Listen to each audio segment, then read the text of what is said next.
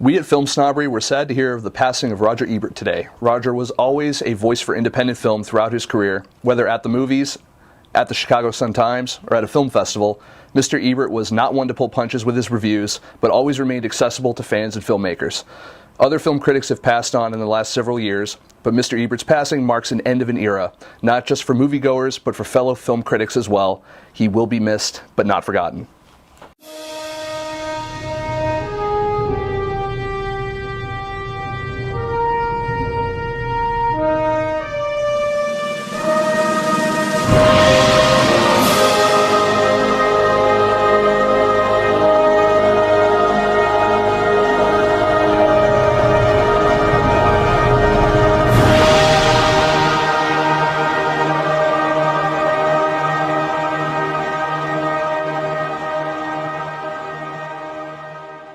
Good evening, everyone. Welcome to FilmSnobbery Live. I'm your host, Nic Baisley, and I have a fantastic show lined up for everyone. We've got a lot to talk about, and I'm excited. I love talking to filmmakers, obviously. I love talking to actors and actresses. Sometimes I really enjoy talking to people who are just one step outside of that, though. A little outside of the creative, a little more into the business side. And today we've got a great guest to talk to about that. We're going to talk about digital distribution with Fandor's own Liz Ogilvie, and I'm really looking forward to having a chat with her.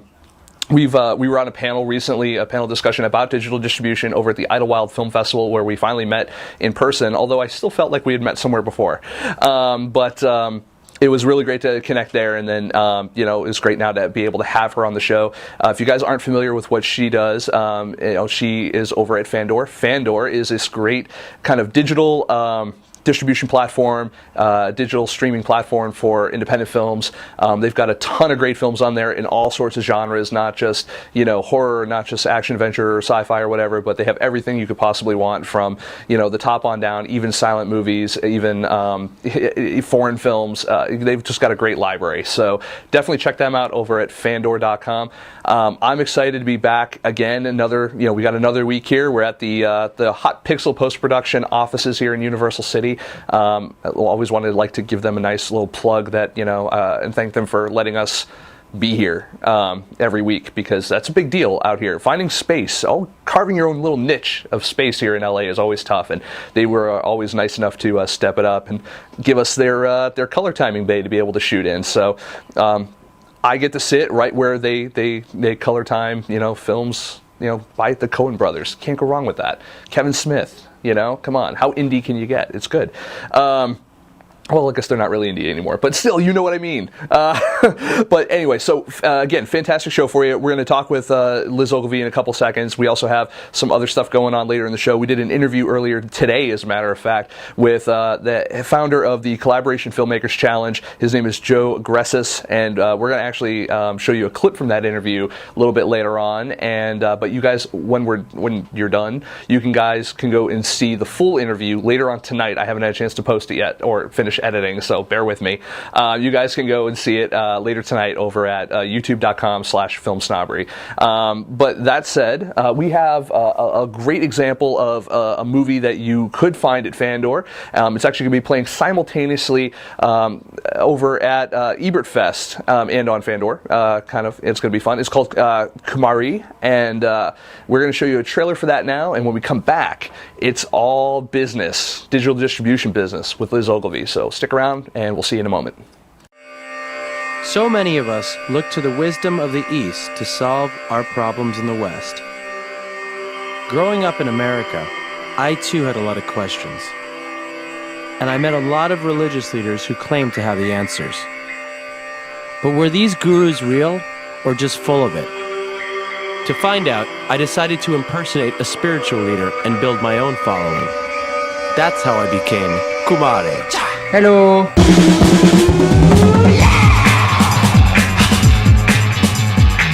If you act like a guru, then you can become a guru, no? Then you come like this. Exhale. I have a guru. It's really wild. Begin to feel the blue light. I feel myself getting warmer than normal. I'm sure that's your energy. I have always wanted to connect with a true authentic person from India. I have intense feelings about the whole planet. The purity, the honesty, there's nothing phony about him. You don't know if I am good, I am bad. You don't know that. I just can't believe that you would come and spend this much time with individuals. Just what you're doing right here, by coming here and helping others, the most important thing you can do. I will tell my kids, my grandkids, about this wonderful person that came into my life and changed me. I am the biggest faker that I know. I fake so much, I forget who I was before.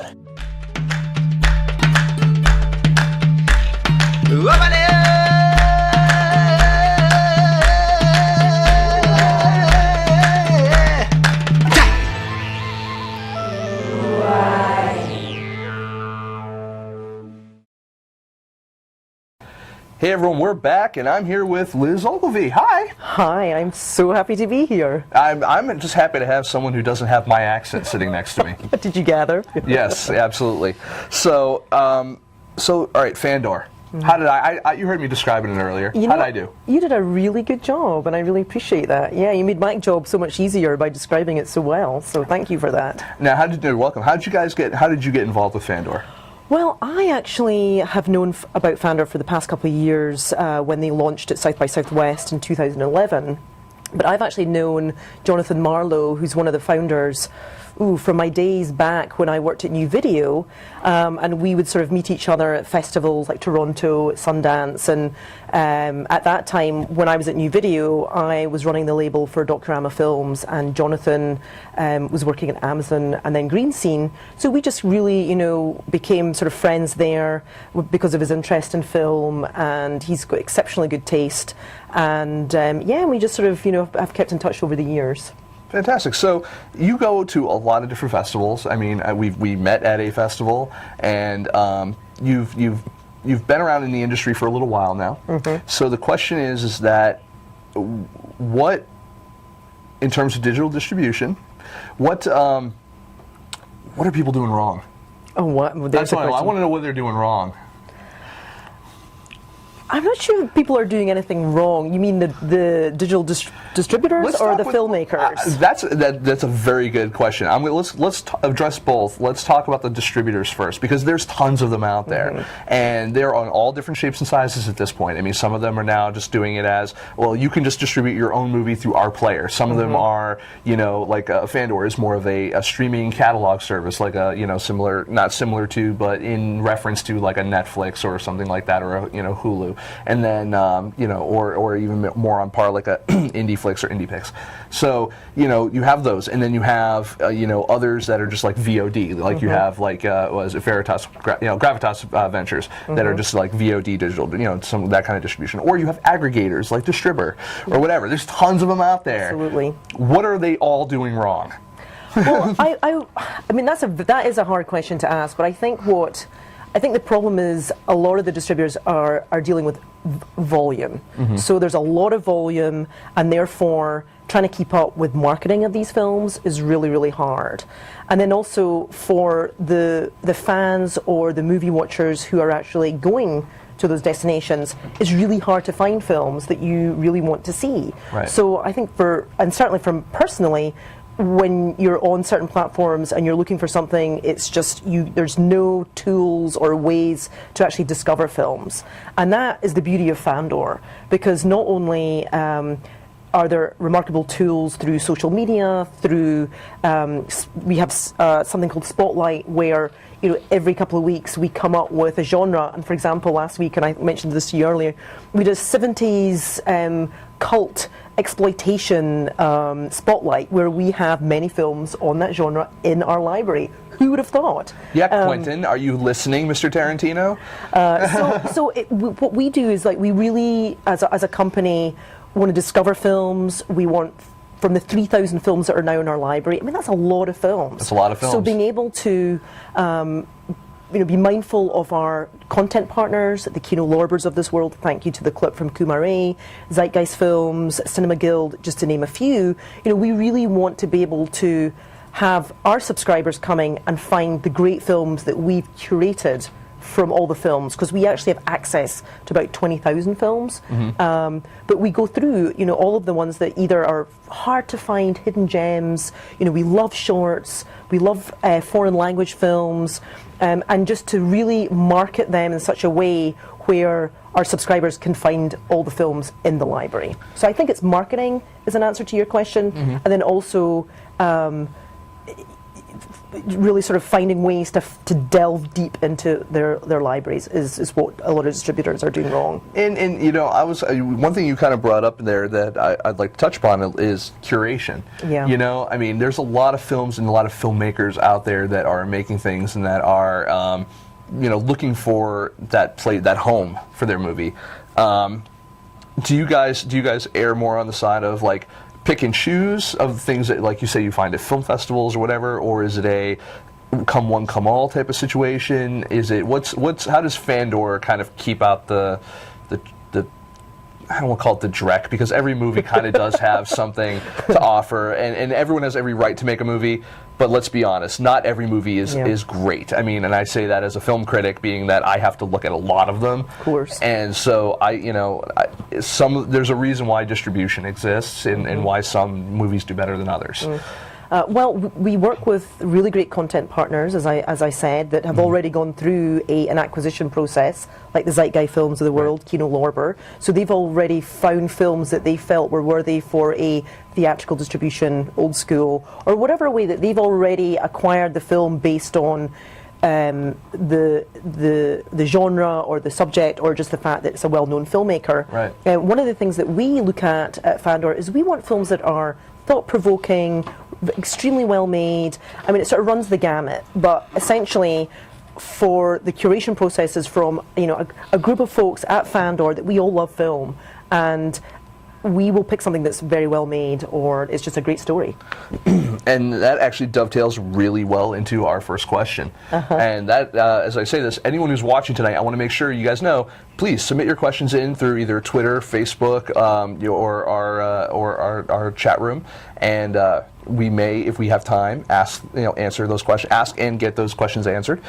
So the first one actually comes from Nic Baisley fan, who was actually with us last week as well. And so I want to say hello. Sorry I didn't get a chance to say thank you in the credits. It was just kind of an off the top of my head type of thing, because I know that would come up, because I got slammed for it at the end of the show last week. So all right. So Nic Baisley fan says, "Hey Nick, hi. Please ask Liz, out of all the films you have distributed, of which are you most proud?" That is a great question. I would say there are many films in the Fandor library that we are very proud of. But I think just recently Five Broken Cameras was a documentary film that was an Academy Award film that was foreign language, kind of a tough story. We really championed that film, and I think we were proud of that because we were able to put it onto Fandor, and the fact that many people wouldn't necessarily have seen that film unless it had been on Fandor. So I think that's for me personally, that's one of the films that I'm very proud of. One of the things we were talking about before about Fandor was that it has, in terms of its subscribers, has a very high retention rate. What do you attribute that to? I believe it's the tools that I talked about, the social media components where you can recommend films, you can share 60 seconds of a film with your friends, and also the fact that you can find films really easily. So for example, and you touched on this a little bit earlier, if you happen to be really into a specific genre, we make it very, very easy for you to go from genre to genre, because we also have an editorial component, which is really cool aspect of Fandor called Keyframe. So not only do you get you're able to sort of search our library very easily, with Keyframe there's an editorial component where there's some of the top journalists in the country and also abroad write for Keyframe. It's up to the minute. It talks about, it ties in content from the library into current festivals, into news. So it's a sense, again, it speaks to that sense of discovery. Right. If you love independent film, we make it our job to make it easy for you to find the films that you wouldn't necessarily find. Fantastic. Now, all right, so let's go back to the other question before, the other half of that question. We know what film distributors for digital distribution are kind of doing wrong, or what they could do better in terms of marketing and stuff like that. What do the filmmakers need to do?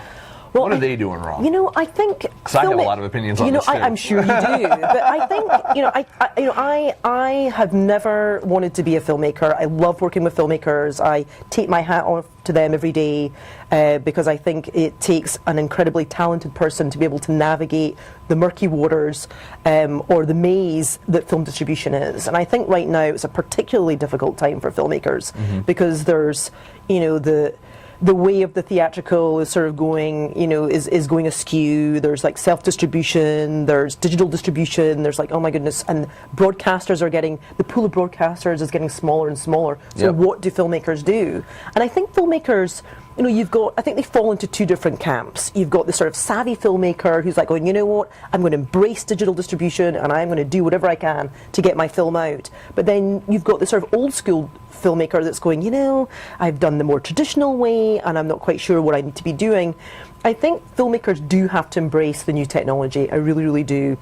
They have to embrace social media, they have to embrace digital distribution because, and I think filmmakers have to realize that it doesn't have to be, your film doesn't have to be in one place, and it doesn't have to follow the traditional release where you do your theatrical, you do your broadcast, you do your educational. There's no windows. Your windows and windows. Yeah. Windowing can just be down in one day, which is day and date. Yep. And I think filmmakers should embrace that, and because they feel that perhaps going digital will cannibalize their theatrical. It's all about the audience, and I think once filmmakers realize that, it's then they can accept the fact that it's sort of a brave new world out there. No, it's all about how people choose to consume their media, and it's like I don't have a television at home. I have a computer, but I have a Roku, and I have my computers as well. So it's like, okay, I want, but if it's great for most things, but if I want to watch Game of Thrones,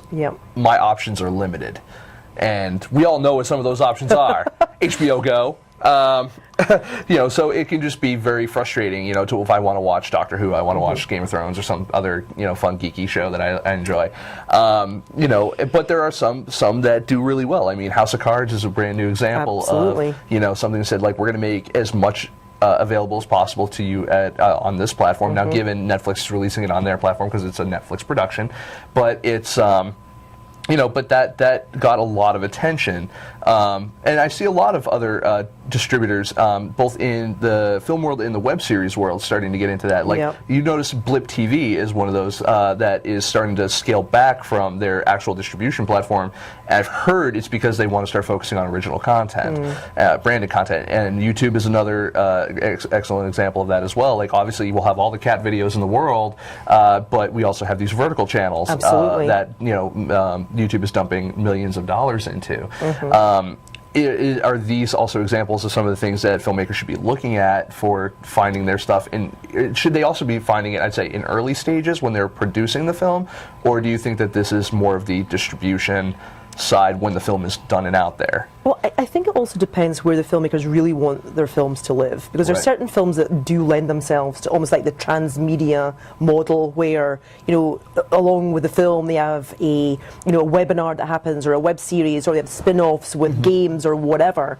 But I think ultimately, the filmmaker has to make that decision.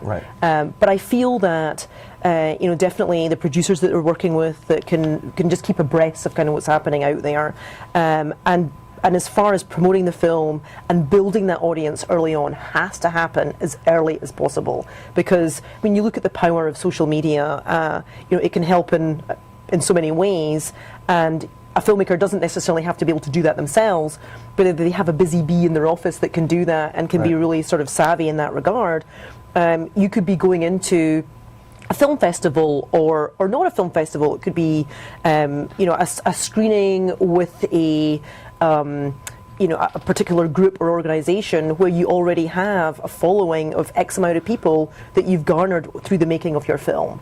So I think, filmmakers again have to sort of just embrace the technology side and social media, because that's really going to help push the film out to markets that you wouldn't necessarily think about maybe even a few years ago. I find a lot of it is just it's a combination of education and taking responsibility for your own film. I find that a lot of filmmakers that I talk to have a kind of almost build it, and if you build it, they will come type of mentality, and they tend to become very disenfranchised with the process after the fact, when they realize, oh, we've made the movie, we've done the festival circuit, and now nothing has happened. Right. And then they go in, they either get desperate and say, well, okay, well, we're going to now crowdfund something for the the distribution of our film, or they say we're going to just give it away for free, which is a good segue into my next question by Mr. John Hoff 3. Hello, John. Ask Liz, he's so demanding, what are the pros and cons to distributing films for free? From the filmmaker's point of view or from the distributor's point of view? This is another good question. Let's start with what you know best in the distributor's point of view. Well, I think it's sort of the goals of what you're wanting to achieve from the film. If you are distributing a film for free, there has to be an upside.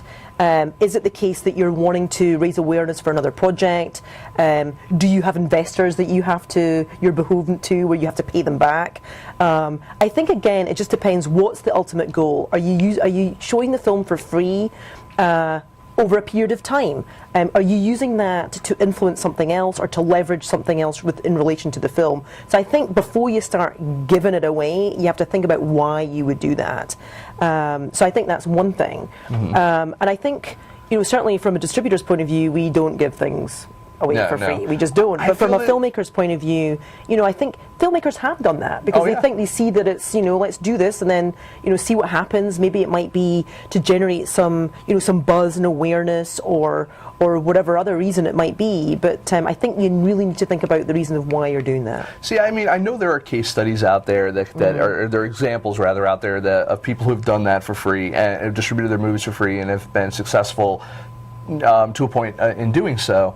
My only concern is that is the devaluation of a genre, indie film in this case, not necessarily a genre like horror or whatever, but indie film in general, like it just being devalued to the point where it's just like, well, if everyone's giving away for free, why would I pay a service like Fandor or Netflix even or any other service with what people are just giving away for free out of desperation? So I feel that like it almost brings down everyone else. But and not only that, I mean, you spent money, you spent time, man hours, woman hours, whatever, making these films. Like, why would you just put it out there for free? Unless, again, that is part of the plan of just we are making something to share, maybe to bring attention to something else we're going to do later on or whatever. Absolutely. We have another question from Jake Stetler. How does Fandor distinguish itself from other digital online services? Well, we're a subscription base, so it's $10 a month. Again, it's a curated service, so we are actually mining a vast pool of about 20,000 films, where we then find films that we feel are the sort of creme de la creme of the libraries that we're looking at. And again, we have certain aspects of Fandor where you can absolutely drill into our library in a really great way. So I'm not sure if that answered your question, but really it's the ways of finding the films in our library that makes us vastly superior to whoever else is out there. It's kind of one of those things where like you have to see it, and I'm sure you guys have a free trial. Oh, we absolutely do. See, I knew that. So yeah, go to www.fandor.com. We definitely have a free trial, and you can check it out. Yeah, and I've checked out Fandor. I actually really enjoy them as a streaming service. I think that I like your player. It's a nice player. I haven't tried any of the new social stuff yet. I want to try that out. Well, funnily enough, that was a good segue to, we just launched... You would think we planned all this out ahead of time, right? All. No. But we did actually. We had our engineers and tech team, who are just amazing in San Francisco, have been busy bees. I've used this the second time I've used that, but they are, there's 3 new social features that are on Fandor, where you can recommend films, you can vote for films, and there's also sort of a tracker. But one of the things that we're constantly evolving, because one of the things that we're finding is as the library grows larger, our subscription base grows larger, we have to be aware of what our fans or our consumers, our customers like, because and constantly adding new bells and whistles, I suppose, to the platform, because we have to do that, because you have to be able to find these great films. Sure. How do you bring attention to any one particular film when you have a vast catalog? And I know that's a question for almost any digital distributor, is that once you get to the point where your catalog is more than just say a few hundred, and they all start, I mean, it's like Twitter followers. I mean, when we started out, it was so easy for us to have one-to-one conversations with so many people. Now it's like we're at almost 25,000 followers, and it's like, I can't even look at my general feed anymore. Sure. I can only look at the stuff that's coming in directly to me, because everything else is just, if I did that, I would just, like the minute I see it, it's gone. So it's just so hard to see that many people. So I can imagine a distribution service that may have a handful of people but has thousands of titles. It'd be difficult to give attention to any one or two or group of filmmakers. How do you guys bring that audience to the filmmaker? Well, we have every couple of weeks we have something called Spotlight, where we do this by genre. We pull films out. We also have specific film festival pages, but we also have new films added. We also have we have certain ways of segmenting films out, or the most popular, depending on how people are viewing it. But invariably, when we have a newsletter that we'll send out regular on a weekly basis, where we'll draw attention to new films that are in the library that need to have attention drawn to them. But then also, you showed the trailer of Kumare earlier that we're showing at Ebert Fest, or that's being shown at Ebert Fest in a couple of weeks. We're going to be doing a lot of social media around the film, to sort of drawing people's attention to the fact that you can't go to Ebert Fest, but you will be able to see the film on Fandor at the same time as the film's actually showing there. Which is actually, and thank you for that the lovely words that you said about Roger Ebert, because he's a really kind, and I was a kind friend to Fandor back in the day. So it's a sad day. I grew up with Roger, Siskel and Ebert at the movies and stuff like that. As a kid, my way of choosing movies to see was with whatever he gave a thumbs down to. If he and Siskel liked it, I wouldn't go see it. And it just happened to be my movie taste at the time. And obviously, as I've grown older and a little bit more conscious of what I watch, especially now as a film critic as well, I get it. I get that, there are criteria. I miss watching movies for fun. Yeah, I do. Roger was the one big regret I have is I never got a chance to meet him in person as a film critic. And I wouldn't even go as far as to say peer, but I would say as a film critic. That was unfortunate, but.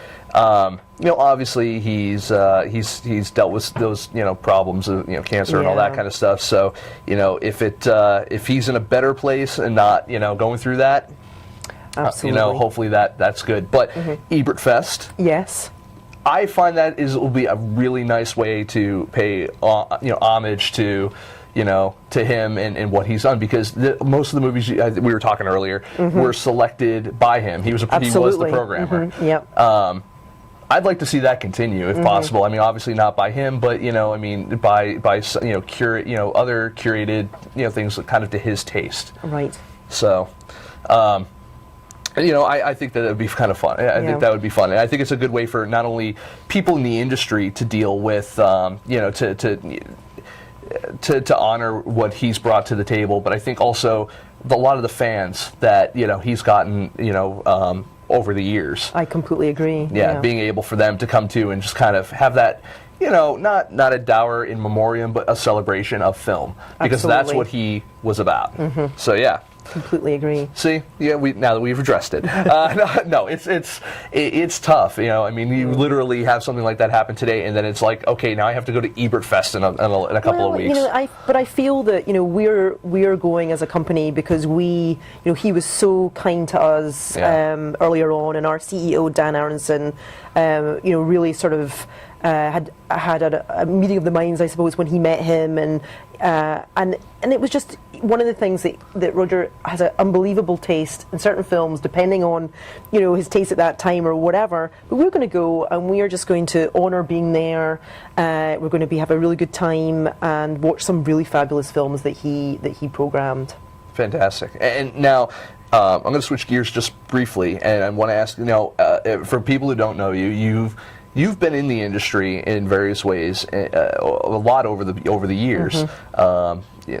B-side and was it Crowdstarter, and some other stuff. Obviously, there are these different, different companies along the way, and companies come, companies go. Absolutely. We all know this. My question is, what is the biggest lesson you've learned as almost a serial entrepreneur at this point?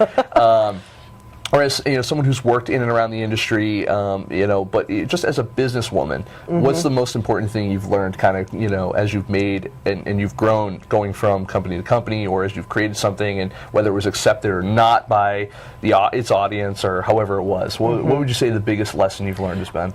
The biggest lesson for me certainly is just having that collaboration with filmmakers, because I always find that filmmakers know their work intimately, and they are an unbelievable resource. So from a distributor's point of view, being able to work really closely with filmmakers has probably been one of the best experiences I've had in my career, whether it was when I was at New Video, and I used to run Docurama Films, or at B-Side, is just, you know, really going into a distribution campaign with a filmmaker who is you know, realizing that they have all this wealth of knowledge, and to be able to sort of leverage that from a distributor's point of view was certainly some of the best experiences I've had. One of the other things that I feel that, and certainly as my career sort of progressed, is I love this idea of technology in film. I feel that there's so much going on right now, and I think it's a really exciting time. So as much as filmmakers are going, oh my goodness, what am I going to do about my film? How am I going to get this picked up? How am I going to get out there?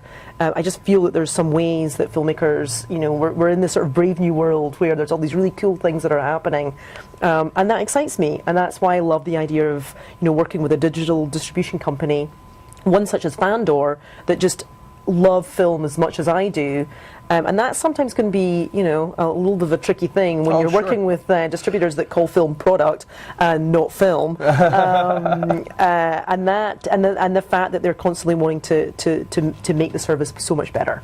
No, and you know what though, the upside to that is that whether they regard film as a product or a commodity, the idea is that they want to make money. And that eventually helps the filmmakers make money. Absolutely. And they want to reach the widest audience possible for, say, a subscription service like Fandor. I mean, they want to reach the widest audience possible, which hopefully, you know, ups the discovery level of many of the films that are in the catalog. So, absolutely. You know, there are upsides to corporate America in this particular instance. So, yeah. But I want to thank you for coming on the show, and it's great to have you on. And is there anything else? I want to make sure everyone knows where they can find everything else. So obviously, Fandor.com, free trial. Yes, absolutely. Do it. Freebie. Who doesn't love free?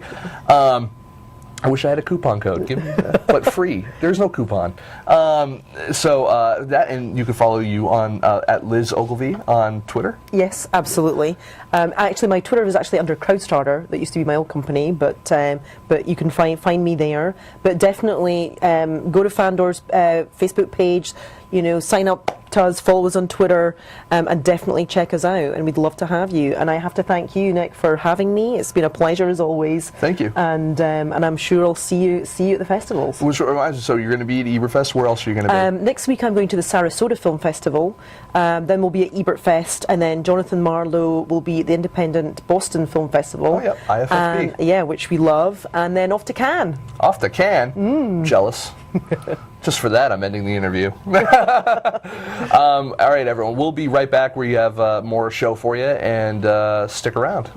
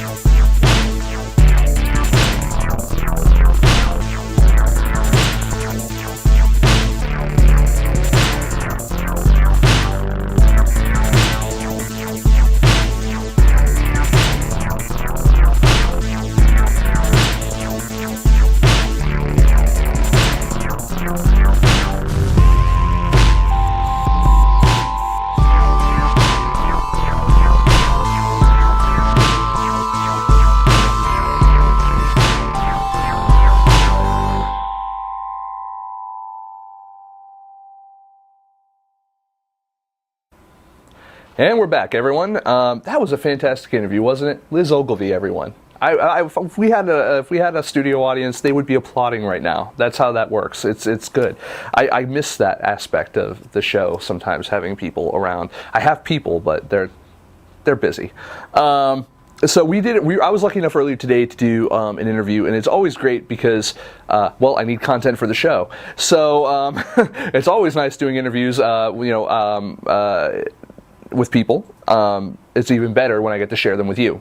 So we actually have did a really good interview earlier today for the Collaboration Filmmakers Challenge. I had to make sure I was saying that right. The interview was with a man. He's the founder of the Collaboration Filmmakers Challenge. His name is Joe Gressis. We had a lot to talk about. We're going to show you just a snippet of it right now. When we come back, we'll be kind of wrapping up a little bit, but I want you guys to see this first. When we're later on tonight or tomorrow, you'll see the full interview over at youtube.com/filmsnobbery. I get that a little confused. Along with the archive of this episode. So when we get right back, we'll wrap up. Until then, I forgot where I was. Stick around. We'll be right back. Watch this interview. It's awesome. It's me not being as stuttery. Go. This is Nic Baisley from FilmSnobbery, and I'm here with Joe Gressis, head of the Collaboration Filmmakers Challenge. Yes. Yes. Tell us a little bit about that. Thank you for having me. I'm definitely happy to have you. Oh, good. Well, the Collaboration Filmmakers Challenge is an idea to get people to work together and, form relationships and kind of like move forward in Hollywood. Because, Hollywood is the entertainment industry is very much a relationship-based kind of thing. So the idea was, what a better way to have people kind of expand their circles and actually have them work together. So the idea of the Collaboration Filmmakers Challenge is that over the course of 2 weeks, you make a film and you help someone else make a film. Like that's one of the requirements. So, and you can help many people if you'd like. And through this process, we've definitely seen, because this is the second year of it, we've seen really good working relationships develop, and hopefully things that will continue on well into the future. What about in terms of like diversity, people that enter in terms of not just black, white, Asian, that kind of stuff, but also like female, male, gay, straight, whatever. Does a variety or a real like big group of people apply for this, and do you try to pair people up who are maybe even somewhat, they might have like really good strengths but maybe are unlikely? That's a really interesting way to look at it. I mean, yeah, we had a really great cross-section last year. Students, people who are industry professionals, all kinds of stuff. Our focus is not so much on experience of people, because a lot of times that's hard to judge. It's like, people might have a very similar background, even if they're like, if they're exact same like suburbs of Ohio or whatever, that would make them very much more similar, even if they're like one's black and one's white, than being like one from New York and one from the rural part of Kansas or something like that. That's much more of a difference in my opinion, generally speaking. We, I think, put more of a focus on like industry experience. Like we kind of feel like what we want to do is like pair some people with more industry experience with some with less. In general, that's like a way that we go. Or, but we do try to keep whatever notes people have put in their application, we try to keep that in mind. But we try to like make sure that everyone's got like a strong team member to go with them.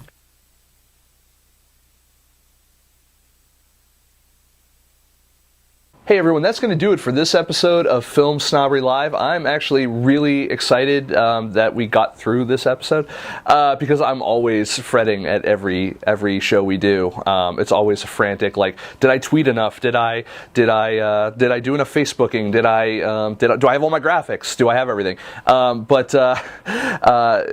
Again, to say, if you want to view that full interview, you can go to youtube.com/filmsnobbery. You can find us every week on Twitter, twitter.com/filmsnobbery, facebook.com/filmsnobbery, or just in general, filmsnobbery.com.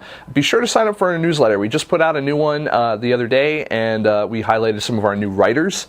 We also highlighted a new film panel that we're going to be doing at the end of the month with Hot Pixel Post-Production. I'm really excited about it. It's about the composer-director relationship. We're going to have some great people on that panel. We have more information to come, as well as ticket availability. It will be at the Downtown Independent, which is awesome. I know where that is. If you don't know where that is, it's 251 South Main Street in downtown Los Angeles. check it out sometime. Even if you don't go there for, you know, a panel or something, they've got tons of free cool stuff, like free, you know, stand-up comedy on Tuesday nights, and they occasionally have some other cool free events. There's film festivals there all the time. There's also just great, you know, indie movies. Obviously, I want to say thank you to some of our sponsors that we also have. I want to say thank you to Sony, Creative Digital, their Sony Vegas software, Sony Vegas Pro. I felt like I was cheating on you today. I had to edit this interview really quick, and I had to edit in Final Cut. And can I tell you something? I hated it. Hated every freaking minute of it. I had to get someone to help me. I felt like I was a frittata. I felt sub frittata. I was just, I couldn't do it. I looked at Final Cut and I was like, you're a Mac, I'm a PC. We're not going to get along. But that said, Sony Vegas Pro 12, which is their new one.